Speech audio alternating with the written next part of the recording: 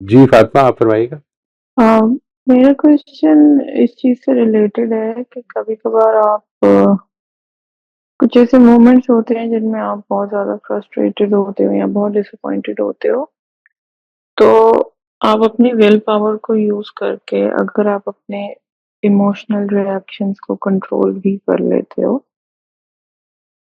तो what to do with the resentment. मतलब आप फाइन, आपने आउटवर्ड बिहेवियर कंट्रोल कर लिया, आपने कोई रिएक्शन नहीं दिखाया, लेकिन आपके दिल में रिजेंटमेंट है, बिटरनेस है, एंड आप अंदर से अच्छा नहीं फील कर रहे।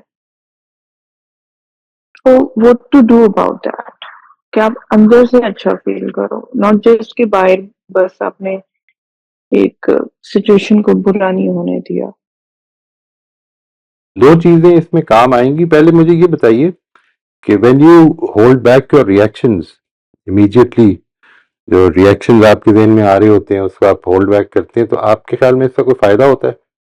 मैं इस नियत से होल्ड बैक करती हूँ कि मुझे इस पे अभी रिफ्लेक्ट करना है, मुझे इसको खुद फिगर आउट करना है कि मुझे हो क्या रहा है। नहीं। क्योंकि मुझे ऐसे लगता है कि जब मैं इमीडिएटली रिएक्ट करती हूँ तो उससे कोई बेहतरी नहीं आती थी, मुझे कोई फायदा नहीं होता उससे, उससे कोई I don't get anything out of it, उससे चीजें मजीद बुरी होती हैं। राइट। तो इसलिए मुझे ऐसा लगता है कि मुझे पहले होल्ड बैक करना चाहिए, मुझे खुद थोड़ा सा खुद को काम डाउन करके इसको फिगर आउट करूं, और फिर थोड़ी मेंटल क्लैरिटी जब मिल जाए तब इशू को एड्रेस करूं। इसकी क्या वजह है? Why do you think you should do that? Because I don't know why do I think I should do that, because I think कि मुझे फौरन बात करके कुछ नहीं, मुझे बहुत वर्स्ट रिएक्शन शायद मिले हैं और शायद बहुत चीजें एग्रीवेट हुई हैं इसलिए। तो ये जो आपकी आपका मोटिव है कि ये इसके नतीजे में, मतलब अगर इसको पॉजिटिवली बयान किया जाए तो फिर वो ये बनता है कि आप ये इसलिए करती हैं क्योंकि आपके ख्याल में this is what will sort of influence the other person to not respond very aggressively. Is that the only reason? Yes, and मुझे ऐसा लगता है कि वो फिर एक डाउनवर्ड स्पाइरल सा बन जाता है वो, तो उसके नतीजे में लड़ाई होती है और फिर वो एक, नहीं, वो जैसे सही कि है। वो एक ये तो आपने आपने फरमाया, मैं आ, इसको समझा हूं कि आपने पहली बात ये फरमाई कि इसके नतीजे में अगर आपकी तरफ से इमीडिएट रिएक्शन आ जाएगा तो दूसरे का भी ज्यादा एग्रेसिव रिएक्शन आ जाएगा और फिर वो जाहिर है कि it will further aggravate. And then the other person is also going to hold this against me कि तुमने तब ये किया था, ये हुआ था, राइट। और एंड अगर आप ये नहीं दैट्स नॉट करती हैं, beneficial. It would not benefit. अगर आप ये नहीं करती हैं तो do you really get all these advantages? Which advantages?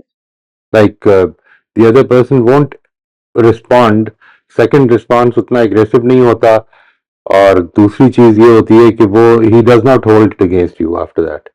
I mean there is some initial argument going on, something has been said which is making you feel bad, and ऐसा कम ही chance होगा कि एक आदमी दरवाजे से एंटर हुआ है और उसने आके तो ये कह दिया कोई बात हो रही है और उसमें इधर तक पहुंची है बात।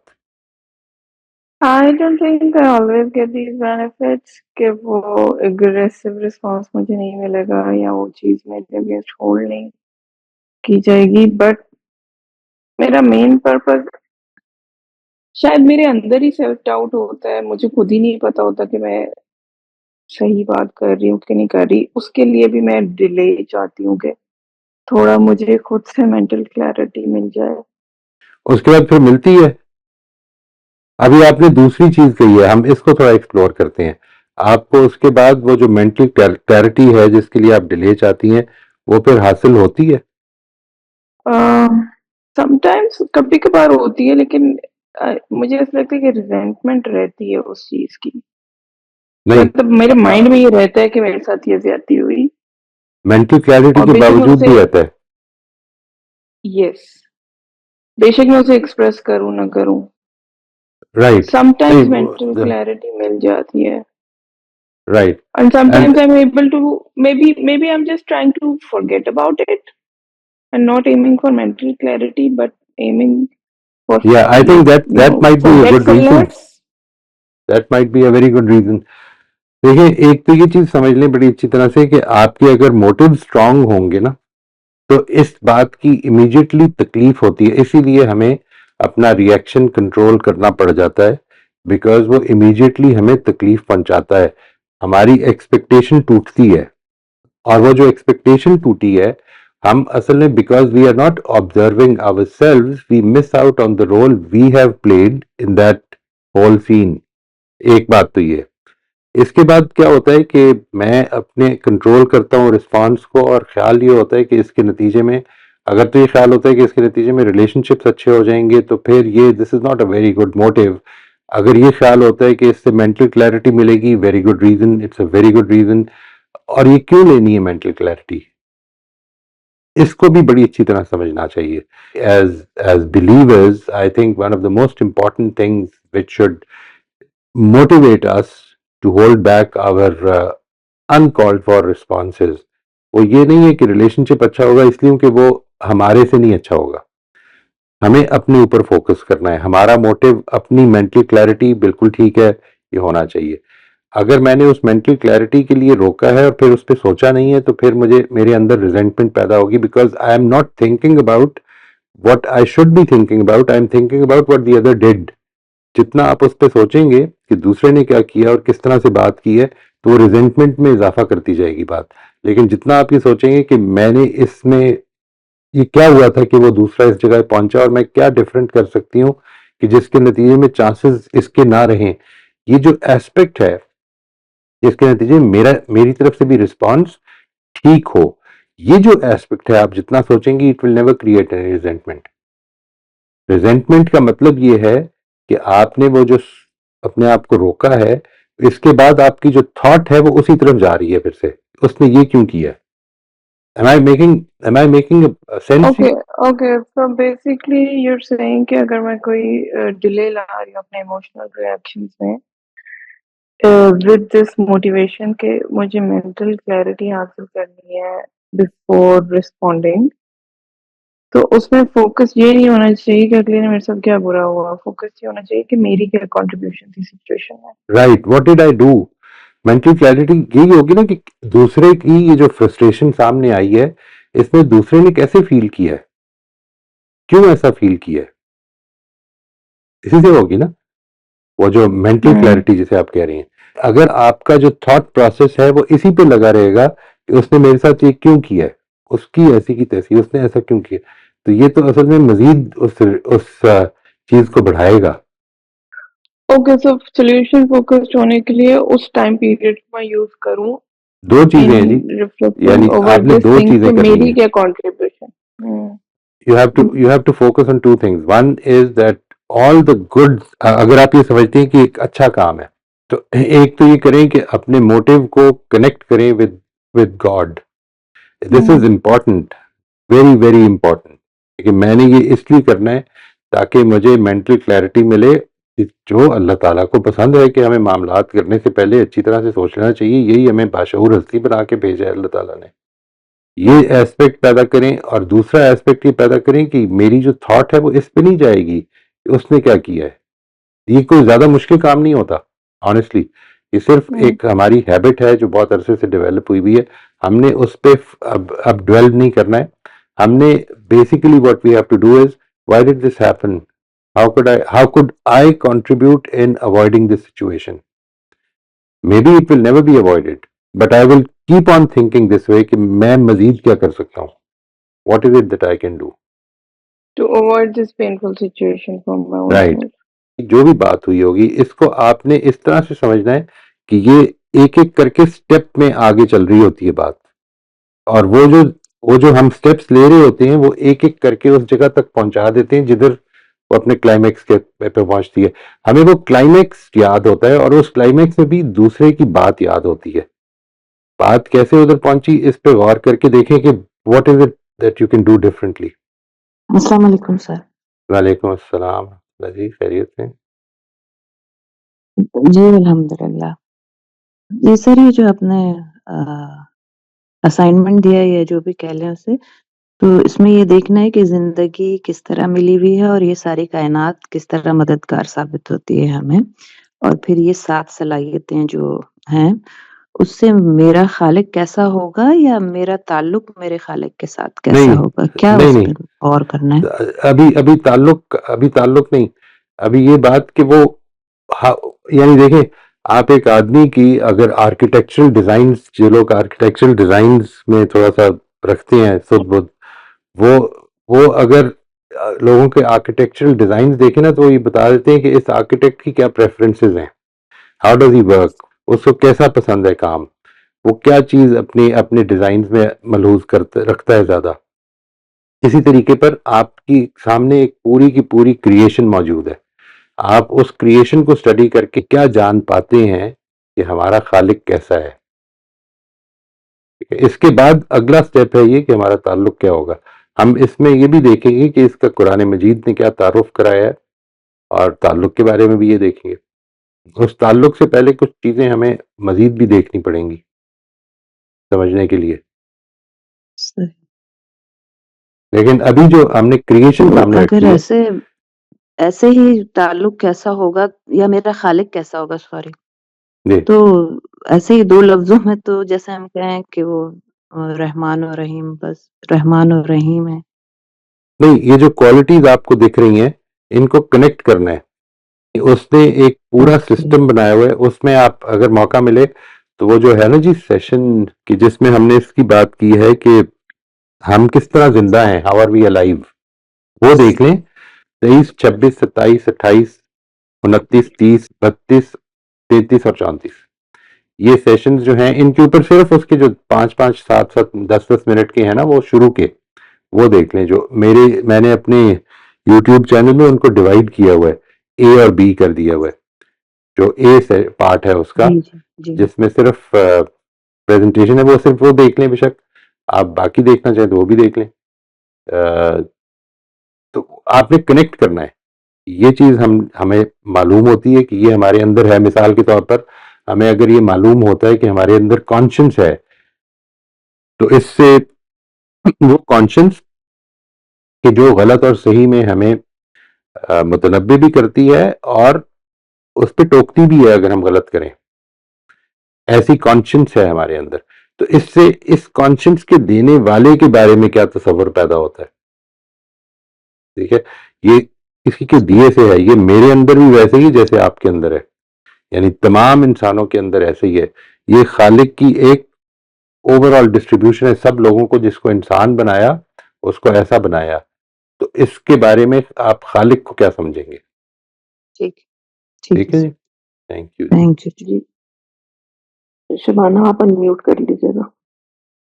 जी, थैंक यू। जी, मोइज़ भाई, ये फ़ातिमा ने जो सवाल किया था उसी से मुतल्लिक़ मेरे ज़हन में सवाल था। कुछ हद तक उनकी और आपकी बातचीत से मुझे जवाब मिला, कुछ मज़ीद रहनुमाई चाहिए थी। जैसा कि मैंने पहले बताया कि मुझे प्रोग्राम्स उस वक़्त अल्लाह ने देखने का मौका दिया कि जब मैं एक टफ़ टाइम से स्ट्रगल कर रही हूँ।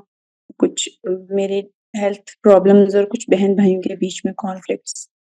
जब मैंने आपका प्रोग्राम सुना, कोशिश की, रिफ्लेक्ट किया, अपनी वल्नरेबिलिटी को देखा, तो मैंने कहा मेरा मामला अल्लाह के साथ है, ठीक है, let go, forgive, move forward, ठीक है? तो हमारी रिकंसिलिएशन हुई, हमारी जैसे ईद पर हमने एक-दूसरे से बातचीत की, लेकिन लाइक मैं अंदर से जो है ना, लाइक मेरा दिल नहीं चाह रहा था कि मैं उनसे बात करूँ। अभी फर्दर फ्यूचर में भी मेरा दिल नहीं चाहता कि मैं उनसे बात करूँ।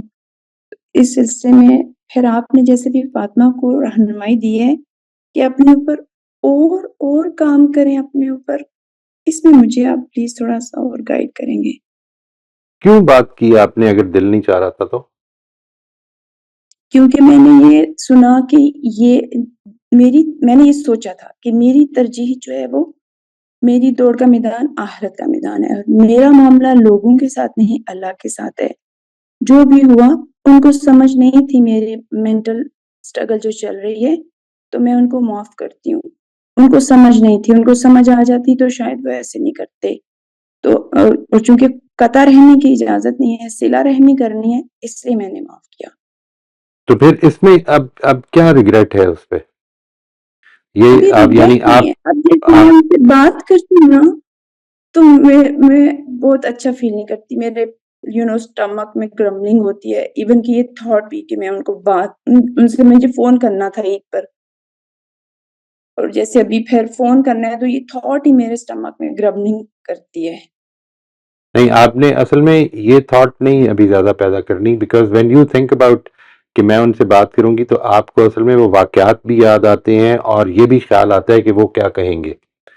ये जो दोनों एस्पेक्ट्स हैं ये बहुत प्लेजेंट नहीं होंगे। आपने जिस चीज की बात सोचनी है वो ये सोचनी है कि आपने ये क्यों करना है और आपने किस हद तक करना है, ताकि बात किधर तक किससे आगे ना जाए, चाहे वो दूसरा जो मर्जी कहे। मैंने एक चीज के बारे में, मैंने ये अल्लाह ताला के अगर हुक्म पे सिला रहमी के लिए ये फोन कर लिया है, तो इसका मतलब ये तो नहीं है कि अब मैंने जरूर झगड़ा करके बंद करना है या कोई आर्गुमेंट से ही बंद करना है। अगर कोई argument, you have to be conscious. यानी ये जो हुआ है, I think what happened, I am not sure, obviously जाहिर के हालात आप बताएंगे तो पता चलेंगे, लेकिन जो चीज हुई है वो ये कि बहुत ज्यादा प्लान करके बात नहीं हुई। यानी यस आपने इसको सोचा कि मैं ये कर लेती हूँ क्योंकि अल्लाह को पसंद है, और फिर कर लिया। जी यानी आपने ये सोचना है, इसकी कमिटमेंट भी करनी है कि बात करनी है, लेकिन you have to plan it out कि ये कुछ होगा, हो सकता है, और मैंने इस चीज को जिस मकसद से मैं बात कर रही हूँ उसी मकसद से बर्दाश्त भी कर लेना है, और ये मेरे अमाल में लिखा जाएगा। मा यल्फिज़ु मिन कौलिन इल्ला लदैहि रकीबुन अतीद। ये याद रखना है कि एक लफ्ज भी इंसान नहीं बोलता मगर उसके पास एक बड़ा होशियार चाको चौबंद लिखने वाला मौजूद है जो लिख रहा है। ठीक है ना, उसके ऊपर एक निगरान बैठा हुआ है जो देख रहा है। ये चीज जो है, जिस वक्त आप इन चीजों की तरफ ज्यादा सोच आपकी जाएगी, तो फिर इससे फर्क नहीं पड़ता कि दूसरे ने क्या कहा है। It won't matter, it won't hurt you so much. I am sorry. Yes you are right. Yes rational mind मेरा यही कहता है भाई, लेकिन शायद मैं अपने सवाल को रिफ्रेज करूं कि मेरे अंदर रंज, दुख, आई डोंट नो, वो नहीं जा रहा।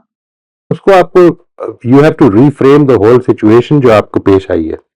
देखिए, वो जो सिचुएशन पेश आई हुई है ना, जो आपके आपके जहन में है कि जो कुछ हुआ, जी उसके नतीजे जी में वो जो कुछ हुआ उसको आपने रिफ्रेम करना है और ये देखना है कि उनकी उसमें, यानी you have to reframe it in such a way that you feel कि जो कुछ उन्होंने किया उनसे एम्पैथी पैदा हो आपके लिए, आपके दिल में। ठीक है, यानी ओके ओके ये अभी तक ये सिचुएशन चल रही है, वो ये चल रही है कि उन्होंने ज्यादती की है।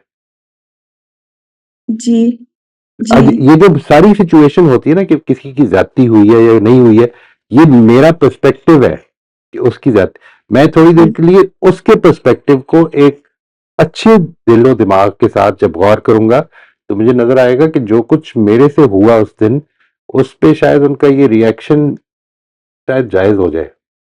इस पहलू से भी गौर करना है कि उनका पर्सपेक्टिव क्या था, अगर वो किस तकलीफ से गुजरे। भाई आपका वो गुफ्तगू सुनी जो पैराडाइम्स और पर्सपेक्टिव्स के बारे में थी, तो मुझे सच में उनके साथ एम्पैथी फील हुई राइट, और कंपैशन। मैंने कोशिश की कि मैं उनकी स्किन पहन के उसमें चलूं और उनके शूज में पाँव डालूं, वो सब फील हुई। लेकिन एक चीज अब मुझे रियलाइज हो रही है कि शायद मुझे ये अंदर से फीलिंग है कि उनको मेरा पर्सपेक्टिव और उनके पास कंपैशन नहीं है मेरे लिए। शायद ये चीज मुझे हर्ट कर रही है। नहीं, आपके लिए कंपैशन आपको उनसे चाहिए नहीं, आपको अल्लाह ताला से चाहिए, ओके क्योंकि ओके आप तो कर ओके उसके लिए रही हैं ना। थैंक यू वो जो थैंक जिसके यू। लिए कर रही हैं ठीक, उसी से तवक्को रखें फिर। ओके ओके ठीक, असल में थैंक यही यू। वो चीज है जो कि हमें तकलीफ पहुंचा रही है कि मैं ये चाहता हूं कि जी। दूसरा मेरी तकलीफ को समझे, वो नहीं समझ रहा, मैं अपने आप को इस एक्सपेक्टेशन से निकाल सकता हूं. I can not make him empathize with me. This is beyond my control. Maybe someday he will, बिल्कुल ओके पॉसिबल है. ओके लेकिन वो भी तब वही यस देखिए, वो जो नबी सल्लल्लाहु अलैहि वसल्लम की दुआ है ना, जिसमें आपने फरमाया कि लोगों के दिल खुदा के हाथ में है. वो आप खुदा ओके के लिए करना शुरू कर दें, वो दिल आपकी तरफ मोड़ देगा. अगर उसकी ये हिकमत होगी कि मोड़ दे तो मोड़ देगा. थैंक यू जी सलमा, आप अनम्यूट कर लीजिएगा। अस्सलाम वालेकुम सर। वालेकुम अस्सलाम रहमतुल्लाह जी. ठीक गुजरी आपकी ईद सर? अच्छी अल्लाह गुजरी? का शुक्र है जी. आप सुनाइए. हाँ अल्हम्दुलिल्लाह। सर ये जो अभी सारी बात हो रही है ना, इसमें हमने तो आपसे बहुत ही पहले ये सीख लिया था कि हमने अल्लाह के लिए ही करना है, और ये चीजें हमें बहुत ही रहनुमाई देती रही हैं, और अभी भी ऐसे ही हो रहा है। लेकिन हम चूंकि ज़ाहिर है खातून हैं और हमारे साथ हमारे हस्बैंड भी होते हैं, तो उनके भी तमाम तकाज़े जो हैं वो हमें मलूज़ नज़र रखने होते हैं। तो जब हम अल्लाह के लिए ये कोई काम करते हैं और हम ये सोचते हैं कि उसने हमारे साथ जो भी ज़्यादती की है उसको फॉरगिव करके, और हम जो है उससे मिल लेते हैं जाके, हाँ। अगर वो बुला रहा है हमें तो हम उससे मिल लेते हैं। लेकिन सर फिर यहाँ पर ना ये जो हस्बैंड होते हैं वो कहते हैं नहीं मिलना है। अब ज़ाहिर है मैं तो वाइफ हूँ, और मुझे तो उनके उनके हुक्म के मुताबिक काम करना चाहिए, और उनको भी उदास नहीं करना चाहिए। वो कहते हैं नहीं मिलना है, नहीं मिलना है। अब सारा घर एक तरफ से कह देता है कि नहीं मिलना है, वो कहते हैं नहीं मिलना है। देखिए ख़ैर मैंने इस दफ़ा ऐसा किया कि उनको नाराज़ करके और मैं मिल ली। क्योंकि मुझे पता था कि ये सामने वाला अपने उस एक्शन की वज़ह से अब कंपनसेट करना चाह रहा है। तो जब एक बंदा कंपनसेशन के इस लेवल पे आ गया है, तो फिर मैं क्यों पीछे हटूँ ना? तो मुझे कर लेना चाहिए। तो अब बताएँ कि मैं एक तरफ एक को नाराज़ कर रही हूँ और दूसरी तरफ एक को मना रही हूँ। एक ये सिचुएशन, और एक सर एक बात और सुनिएगा। दूसरा ये कि एक ईगो जो अंदर होती है ना, वो कभी-कभी बड़ा डिस्टर्ब करती है कि तुमने अपने आप को गिरा लिया है। और चूँकि सामने वाला तो हमारा पर्सपेक्टिव नहीं जान रहा है, क्योंकि हमने तो आपसे ट्रेनिंग ले ली थोड़ी-सी, और हम इस जगह खड़े हो गए कि हम हमेशा एम्पैथी के साथ सोचते हैं दूसरों के लिए। लेकिन दूसरे लोग थोड़ी सोचते हैं, क्योंकि उनको तो पता ही नहीं है कि ये सब करना है, नहीं करना है, क्या ईगो, क्या परसेप्शन, क्या ऑब्जर्वेशन और ये सारी चीज़ें। तो आप बताएँ कि फिर जब हम इस तरह करते हैं, तो वो जो ईगो होता है ना कि हमने अपने ईगो खत्म किया है, तो वो तंग करता कहीं है. वो हमें ज़लील ना करवा दे, हाँ, हमें मज़ीद आगे कभी हमें और नीचा ना करवा दे, ये चीज़ें भी चल रही होती है ना साथ-साथ। आप ये दोनों सवालों का जवाब दीजिए, मियाँ के हवाले से भी और इधर से भी। देखिए, मेरे ख्याल है वो इसको समझ नहीं रहे, पूरी तरह से शायद समझ में नहीं आई उनको बात. कहीं ना कहीं उनके दिल में ये ख्याल है कि आप ये उनसे मिलना चाहती हैं. इस वजह से वो, अगर अगर कोई नाराजगी है, अगर आप ये बात उनको कम्युनिकेट करें कि देखें मुझे, यानी आई एम रियली कंसर्न्ड कि आपकी जो नाराजगी है मैं नहीं लेना चाहती, लेकिन बहरहाल मेरे रब का ये हुक्म है तो मुझे इसको करने की इजाजत दें. यानी ये मेरे भी कोई ख्वाहिश नहीं है. इट इज, अगर मेरे ऊपर से डिपेंड करता तो मैं भी शायद ना मिलती जो कुछ. I don't know about the situation, लेकिन अगर सिचुएशन ऐसी है तो ये उनको कम्युनिकेट कर दें कि ये कोई, अगर सिर्फ मैंने अपने अपने बेसिस पे फैसला करना होता तो शायद मैं यही करती कि ना मिलूं. लेकिन मुझे ये ख्याल आता है कि ये अल्लाह ताला की पसंद के मुताबिक यही करना चाहिए, और अल्लाह ताला को ये सख्त नापसंद है कि हम अपने रिश्तों में दूरियां पैदा होने दें, या अब जिस हद तक मैं कर सकता हूं मैं करूं. और ये पहली बात का जवाब, इसको ट्राई करके देखें कि क्या ये इससे हो जाता है. यानी बहरहाल जी सर। आपका जो फैसला है दैट इज नॉट रॉन्ग. ये बात ज़हन में रखिए. यानी this is what you think is God's directive. वो जो है ना जी, लाता मखलूक फी मासियतिल खालिक, वो बड़ी इंपॉर्टेंट चीज है कि किसी तर्जुमा किसी बताएँ की सर? किसी की भी अतात जो है वो खुदा की नाफरमानी में नहीं हो सकती. किसी की भी बिल्कुल अतात. सही बात। ठीक है. जी। आप और ये बताएं कि मैं ये हरगिज नहीं चाहती कि मैं ये आपको नाराज करूं, लेकिन this is something which my Lord wants from me. ये जो बात है इसको पूरे दर्द दिल के साथ कम्युनिकेट होना चाहिए उनको, कि यानी इट इज नॉट योर, ये कोई आपकी आपकी डिजायर नहीं है, आपकी ख्वाहिश नहीं है, मैंने तो अपनी डिजायर को सबमिट करना है खुदा के आगे। सही। ये जो एस्पेक्ट है, मैं जब वो करूंगी टूटेगी सर ना, ये। वो जो डिजायर जी का जी। टूटना है उनका आपका, असल में ये वो इस्लाम है जो जिंदगी में पैदा होगा। यानी मेरी ख्वाहिशात हमेशा मेरे खुदा के अहकाम के आगे सरेंडर करें, ये है जिस जगह पे मुझे पहुंचना है। और जिस वक्त आप इस जगह से अप्रोच करेंगी, when you think from this perspective, और इसको कॉन्टिन्यूसली, यानी और इसमें देखिए जो जो प्रॉब्लम कभी कभी हो जाएगी वो ये है कि आपने ये बात की और फिर कोई ऐसी बात पर आपसे ये आपको कहा जाएगा कि देखिए आप उस वक्त तो बड़ी बातें कर रही थी और यहाँ पे आपने ये कर दिया। नहीं, ये गलती हो जाएगी हमसे, हम इंसान हैं, हम असल में किसी कहीं पे भी परफेक्ट जगह पे नहीं खड़े होते। ये जो चीजें हैं ये असल में हमारी ईगो को हर्ट करेंगी, और ये ईगो हर्ट होनी चाहिए, ये है जो समझना है। अच्छा अच्छा। इसलिए कि अच्छा हम सर, जिस ये तो बहुत रास्ते को बढ़िया। लेके चल रहे हैं आगे, वो यही तो रास्ता है कि जिसमें हमने अपने आप को खुदा के आगे सरेंडर करना है। It is not about my being better than anyone, it is about my being better than what I was. Salma, आप कुछ कहना चाह रही हैं? हाँ, बात मैं करने थोड़ा से थोड़ा पहले। सा ये जो अभी सर ने बात की थी ना, जो कि प्रोग्राम सारे देखने हैं पीछे से, तो सर जब हम ये सब देखेंगे तो फिर ऐसा तो नहीं होगा कि हम आप ही की बातें लिख रहे होंगे? नहीं नहीं, मैंने तो उसमें ये जिक्र ही नहीं किया हुआ। मैं तो असल में अच्छा। आपको जो असाइनमेंट दी है, it's an open book question, इसमें आप चीटिंग नहीं कर सकते, आप जो मर्जी उसमें से देखें। मैंने इस तरह का कोई जिक्र नहीं किया हुआ उसमें जो मैंने आपसे सवाल किया। मेरा सवाल ये नहीं है कि अच्छा हमारे अच्छा अंदर अच्छा। क्या क्वालिटीज हैं, मेरा सवाल ये है कि ये क्वालिटीज हैं जो आपके सामने हमने हम्म। रखी। हमें जिंदगी, हम जिंदा इस तरह से हैं, ये डिजाइन है इस कायनात का, इस तरह से स्पीशीज क्रिएट हुई हुई है कि जिसके नतीजे में हमें जिंदगी मिली है। ठीक है जी, ये हमारे अंदर एबिलिटीज हैं जो जो हमें मुनफरद कर देती हैं बाकी स्पीशीज से। हमें जी जी। यही मालूम होता है कि बाकी सारी स्पीशीज कंट्रीब्यूट कर रही हैं और हम सिर्फ यूज कर रही हैं, हम सिर्फ बेनिफिशरीज हैं। हम कुछ कंट्रीब्यूट, इस पूरी इकोलॉजी में हम कुछ कंट्रीब्यूट नहीं कर रहे। हम जो कुछ कर रहे हैं कंट्रीब्यूट, वो असल में कोई मिशनरी सा आदमी कोई पार्क बना दे तो चले कुछ कंट्रीब्यूट कर दिया, वरना हम अपनी नेचर में कुछ कंट्रीब्यूट नहीं कर रहे, हम तो सिर्फ उसको खा रहे हैं। ठीक है, हम उसकी डिस्ट्रक्शन का बायस बन। मैंने इसकी मिसाल दी थी एक किसी सेशन में, कि वो किसी ने कहा था ना कि अगर शहद की मक्खी खत्म हो जाए तो 50 हाँ विद इन हाँ। 50 years लाइफ विल एंड, लेकिन अगर सही बात। इंसान खत्म हो जाए तो लाइफ फ्लरिश करेगी। इसलिए इंसान तो इस लाइफ को डिस्ट्रॉय कर रहा है, ऑक्सीजन कंज्यूम कर रहा है। सोचे जरा, अगर ये जो 7 अरब इंसान है ये खत्म हो जाए तो कितनी ऑक्सीजन पैदा हो जाएगी। I don't know if that will be good for the environment और नॉट।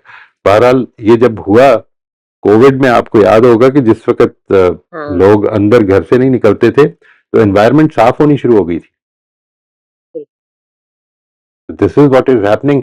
इससे मैंने ये सारी क्वालिटीज को सामने रखे और फिर ये देखना है हमने कि इन क्वालिटीज से ये क्रिएशन करने वाला कैसा है आपके ख्याल में, ठीक। उसकी क्या क्या ठीक। खुसूसियात सामने आती हैं।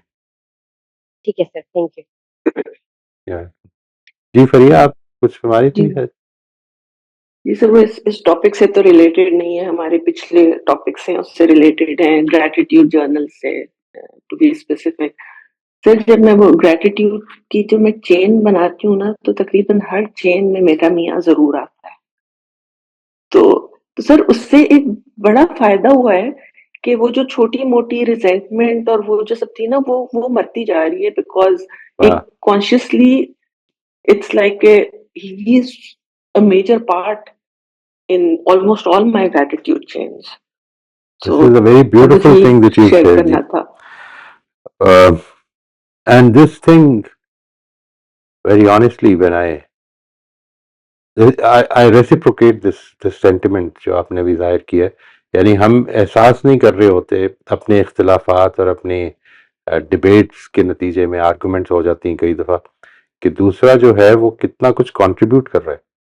और I totally reciprocate your, I mean I totally can associate with this. मेरी एग्जैक्टली यही फीलिंग हुई जब मैंने अपने घर पे गौर किया, एग्जैक्टली यही फीलिंग हुई कि हर चीज जो मैसर है उसमें किसी ना किसी पहलू से इस एनवायरनमेंट के अंदर मेरी बेगम का भी हाथ है।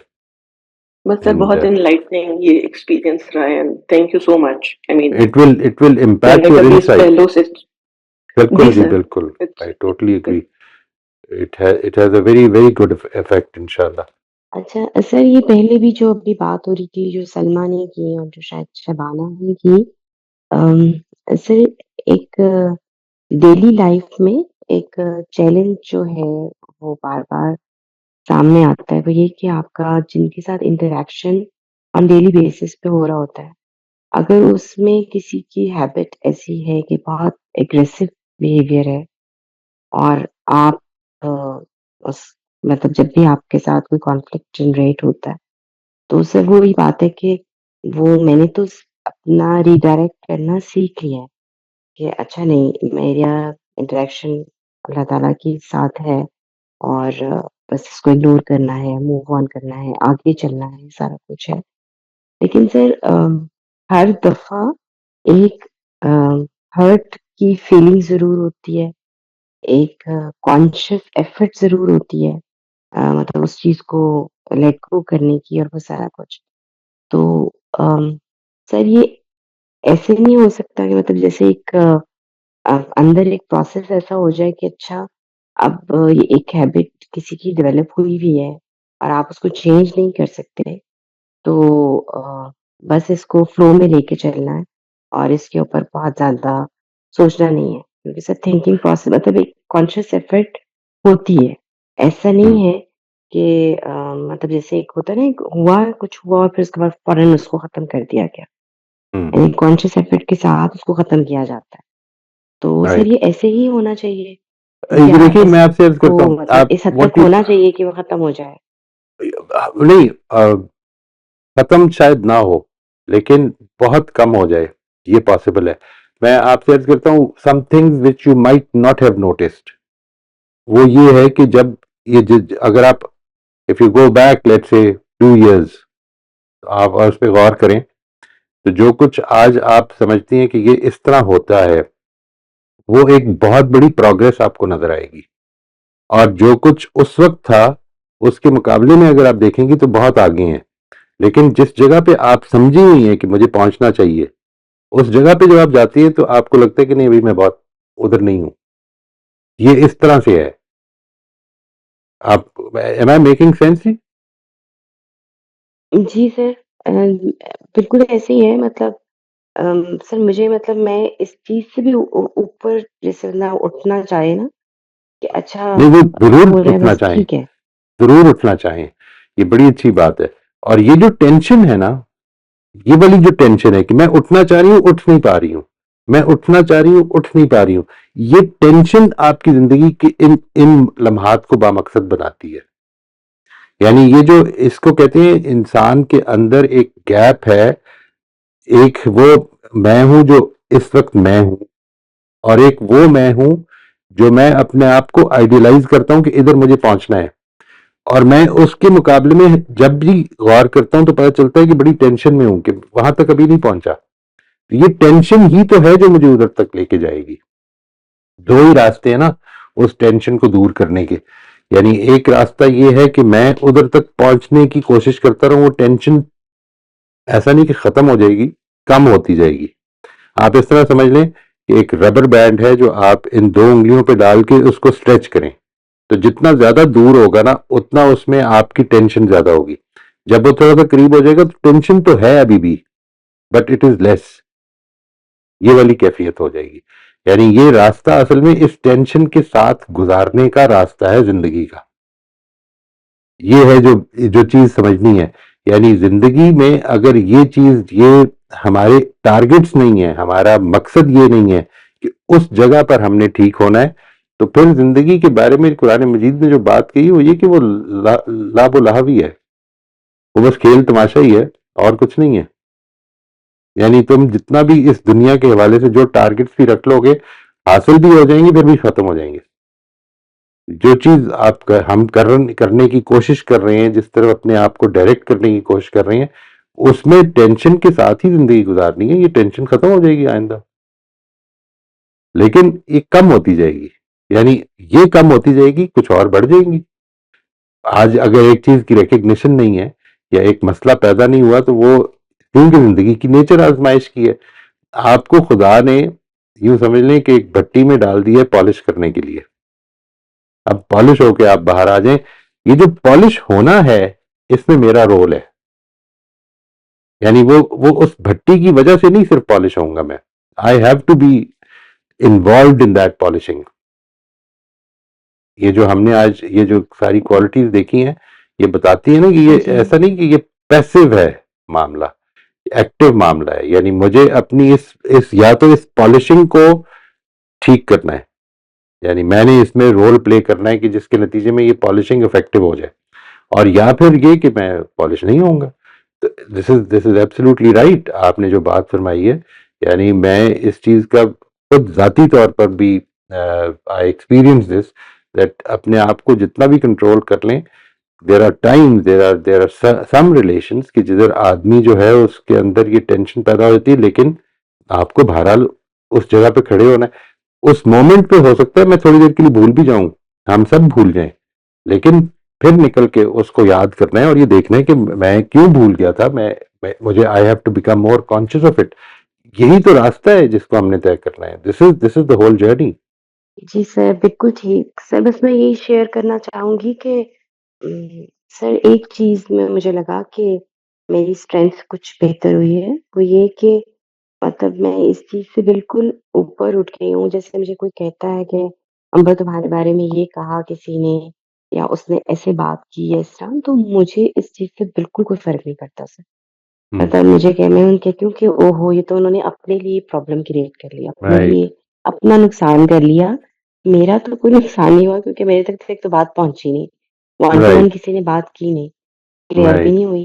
तो वो अब ये कि वो जिसने जो भी किया पहुंचाई, उन्होंने तो अपने लिए। आपने उनको भी थोड़ा सा कहें कि ये मुझे ना कहा करें, ऐसे क्या फायदा, दिल में बात कई दफा बैठ जाती है। छोड़े, इस तरह की बात ना किया करें किसी के बारे में। वो उनको समझाएं कि वो सर अपने एक लिए और क्यों बात कमा भी रही हैं। ज़हन में आती है।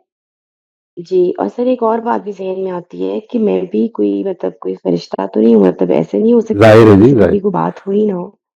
तो है। मेरे से भी बात मतलब निकल जाती है या इस तरह, तो मैं भी किसी पोज़ीशन में उनके लिए ऐसे कोई बात कह जाऊँ, तो इस पे कुछ फ़र्क नहीं पड़ता। तो सर वो मुझे वो शुक्र है कि वो चीज़ जो है वो बिल्कुल माशाल्लाह जी। जो है ना पर बेहतर हो यही गई। चीज है, आप जब when you look back on your, आप फिर थोड़ा सा 6 महीने का वक्फा डाल के तो अपने जर्नल्स अगर आप लिखते हैं तो वो देखें, तो you will see that there were so many problems जिनको जो आज आपके लिए प्रॉब्लम्स नहीं रही।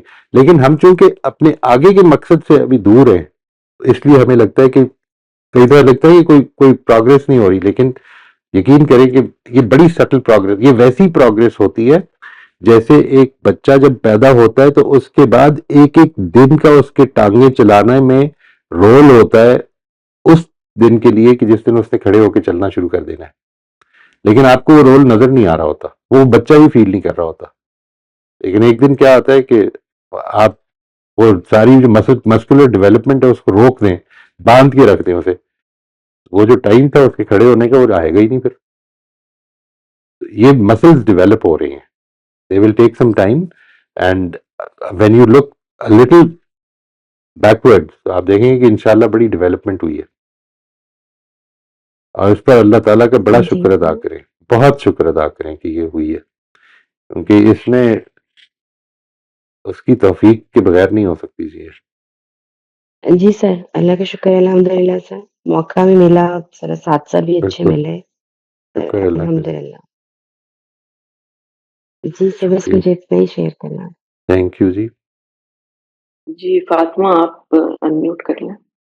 जी मैं पूछना चाह रही थी, अगर ब्रीफली आप बता दें कि लर्निंग जर्नल और रिफ्लेक्टिव जर्नल में क्या डिफरेंस है? लर्निंग जर्नल खास तौर पे किसी लर्निंग के हवाले से है, यानी it it it it relates to, for instance आप कोई कोर्स ले रही हैं, उसके हवाले से, यानी it has nothing to do, वो एकेडमिक है। Reflective journal is about my own, मैं किधर पहुंचना चाह रहा था, अभी मेरे से क्या हुआ है, what really happened, what should happen, वो इसके बारे में है।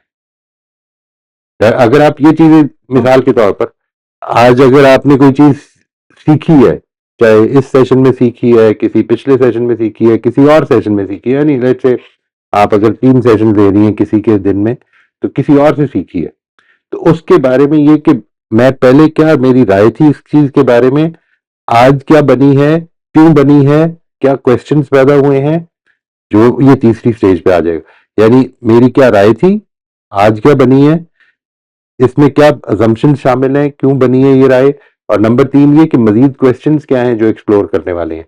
ये आपके अंदर वो एक एकेडमिक एटीट्यूड पैदा करता है learning journal.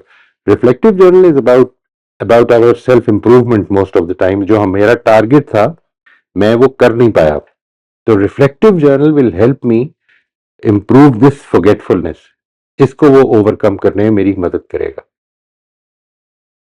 So basically, if I'm trying to control backbiting और उसके बारे में मैं लिखती हूँ, तो वो that is reflective journaling. Reflective journal, yes.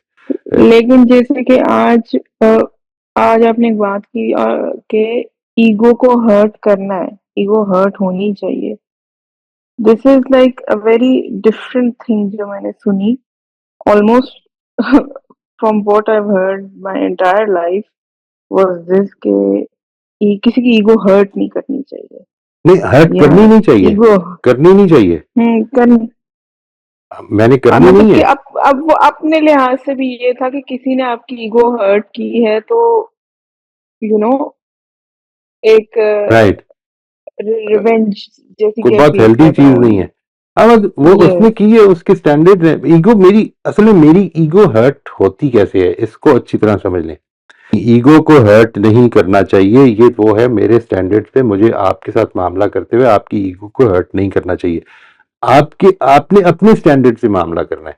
हो सकता है उन स्टैंडर्ड पे आप बड़ा डिसेंट, बड़ा पोलाइट, बड़ा रिस्पेक्टफुल मामला करें और मेरी ईगो हर्ट हो जाए, अब क्या करें? यस, इसका मतलब तो ये है ना कि वो ईगो जो मेरी हर्ट हुई है वो मेरी पर्सपेक्टिव की वजह से, मेरे परसेप्शन की वजह से हर्ट हो रही है। तो इस परसेप्शन के ऊपर गौर, ये है सेल्फ रिफ्लेक्शन में आना है।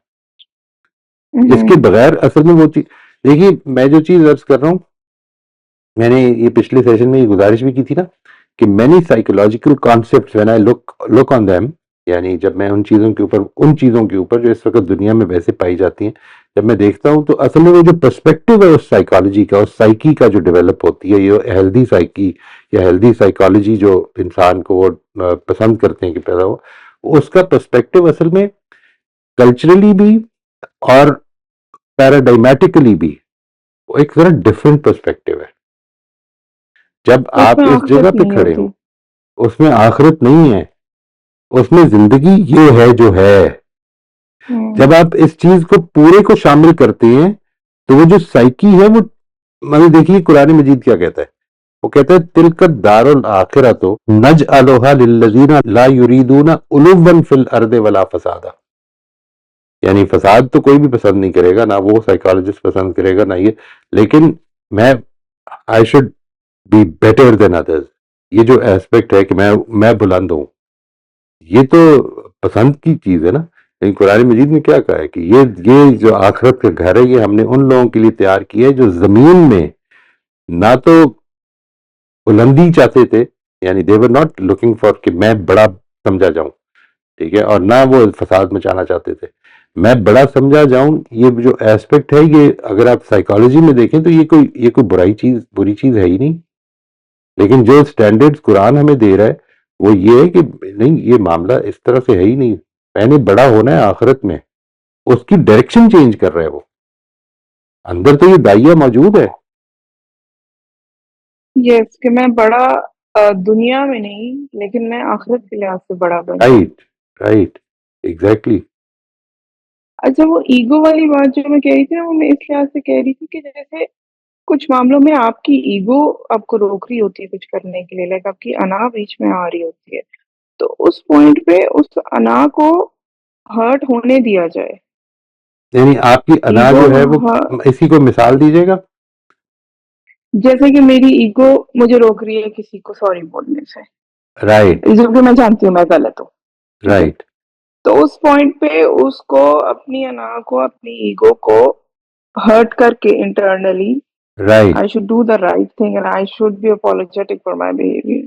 एग्जैक्टली बिकॉज बजाय इसके कि वाई मैं उसे प्रिजर्व करने लग जाऊं। हाँ क्यों इसको इसको अपने ज़हन में कंस्ट्रक्ट भी करें, इसकी कंस्ट्रक्शन ठीक कर लें। ये मैं क्यों कर रहा हूं?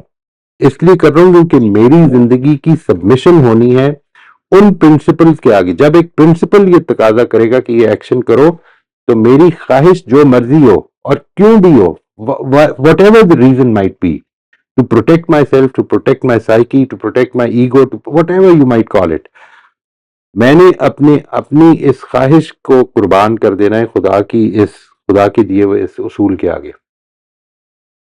अगर गलती की है तो फिर छोटा हो या बड़ा हो, मेरी बड़ाई इसमें नहीं है, मेरी बड़ाई इसमें नहीं है कि मैं ठीक समझा जाऊं। मेरी बड़ाई इसमें है कि मैं जब भी गलत होऊंगा तो मैं जब समझ लूंगा कि मैं गलत हूं तो मैं माफी मांगूंगा।